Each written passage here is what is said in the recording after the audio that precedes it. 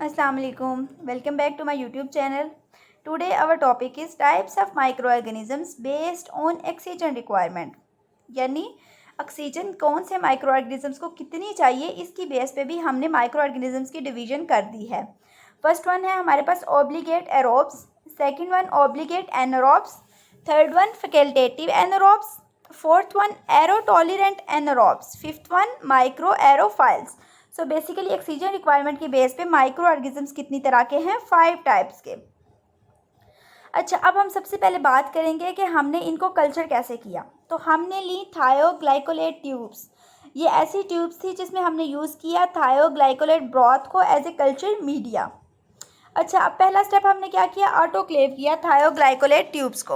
Autoclave basically क्या है कि ये एक मशीन है, ठीक है, जिसमें हम जिस भी चीज़ को हमने माइक्रोबायोलॉजी में यूज़ करना है हम उसमें ऐड करते हैं, स्पेसिफिक टेम्परेचर देते हैं, स्पेसिफिक प्रेशर देते हैं और माइक्रो ऑर्गेनिजम्स वगैरह जितने होते हैं ना वो रिमूव हो जाते हैं। अच्छा, अब थायोग्लाइकोलेट जो है ना मीडियम, इसकी स्ट्रॉन्ग रिड्यूसिंग पावर है, यानी ये क्या करता है कि इलेक्ट्रॉन्स को रिमूव कर देता है। अब होता क्या है, हमने क्या किया, थायोग्लाइकोलेट ट्यूब्स ले ली, हम 5 ट्यूब्स लेंगे, ठीक है। उन ट्यूब्स को हम इनोकुलेट करेंगे बैक्टीरियल कल्चर के साथ। उसके बाद हम ऑब्जर्व करेंगे ग्रोथ। अब ग्रोथ किस लिहाज से होगी? जैसे ये फॉर एग्जांपल हमारे पास ट्यूब है, यहाँ पे थायोग्लाइकोलेट मीडियम है, ठीक है। अब होगा क्या कि ऑक्सीजन जो है इसमें आस्ता आस्ता निकलती जाएगी।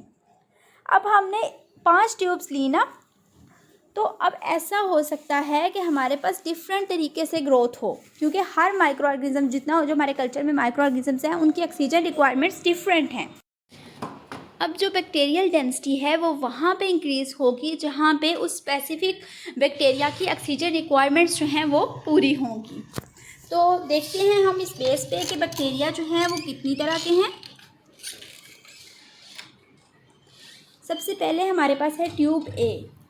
ये आपको ऑरेंज कलर में नज़र आ रही है, ग्रोथ रेडिश ऑरेंज कलर में ना, ये ट्यूब ए है। अब देखें ग्रोथ कहाँ पे है, ग्रोथ है टॉप पे, ट्यूब के टॉप पे ग्रोथ है। तो इसका क्या मतलब हुआ कि ये वो बैक्टीरिया हैं जो ऑक्सीजन के बगैर ग्रो ही नहीं कर सकते, इसलिए ये ऊपर आ गए और इनकी ग्रोथ वहाँ पे हुई जहाँ पे मैक्सिमम ऑक्सीजन मौजूद है। इन्हें हम क्या कहेंगे? Obligate aerobes. अगर हम इनकी एग्जांपल्स की बात करें तो माइकोबैक्टीरियम ट्यूबरकुलोसिस जो कि टीबी काज करता है, माइक्रोकोकस ल्यूटेस जो कि स्किन पे रहता है, ठीक है।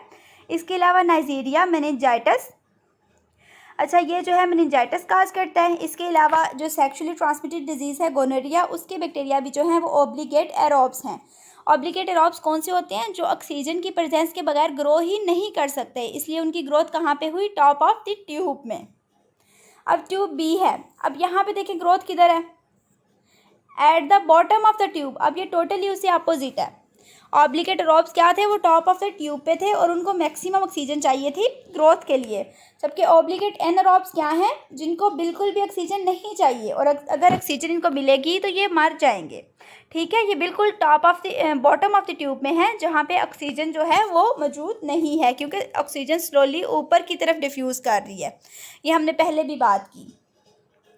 ऑब्लिगेट एनारोब्स कहाँ पे रहते हैं? ये ऐसी कंडीशंस में रहेंगे जहाँ पे ऑक्सीजन नहीं है, क्योंकि अगर ऑक्सीजन इनको मिलेगी तो ये मर जाएंगे, इसलिए ये जो स्टिल्ड वाटर्स होते हैं।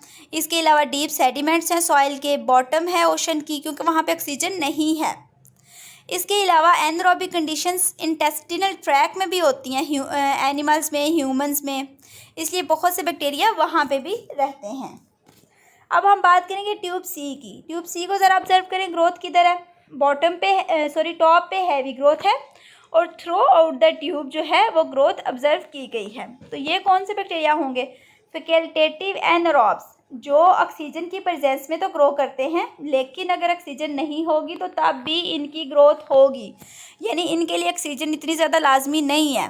अब यहाँ पे क्वेश्चन ये है कि अगर ऑक्सीजन की प्रेजेंस में ये ग्रो करते हैं तो विदाउट ऑक्सीजन कैसे ग्रो कर रहे हैं?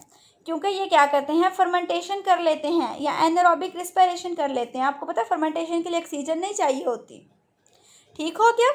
जो फैकल्टेटिव एनारोब्स कौन से हैं? जिनकी ग्रोथ जो है वो टॉप पे हैवी है लेकिन थ्रू आउट द ट्यूब भी है। इसका मतलब ये है कि इनको ऑक्सीजन तो चाहिए, ये ऑक्सीजन के साथ ग्रो करते हैं, लेकिन अगर नहीं भी होगी तो मसला नहीं है। अब हम बात करेंगे ट्यूब डी की। ट्यूब डी में देखें growth through out the tube है और सेम ग्रोथ है।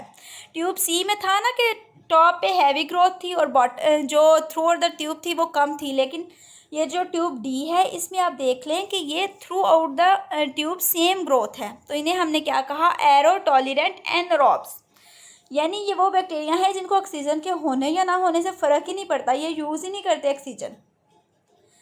ठीक है, ये इस तरह, ये देखें ना हमने पहले भी एक पढ़ा था जिनको ऑक्सीजन नहीं चाहिए, वो कौन से थे, ऑब्लिगेट एनारोब्स, लेकिन अगर ऑक्सीजन होगी तो वो मर जाएंगे।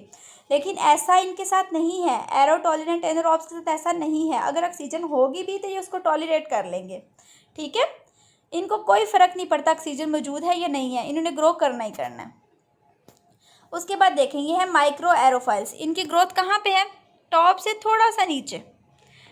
तो फिर ये कौन से बैक्टीरिया हुए जिनको कम ऑक्सीजन चाहिए, यानी इनकी ऑप्टिमम ग्रोथ कहाँ पे होगी, जब ऑक्सीजन लेवल जो होंगे वो हाईएस्ट से थोड़े कम होंगे।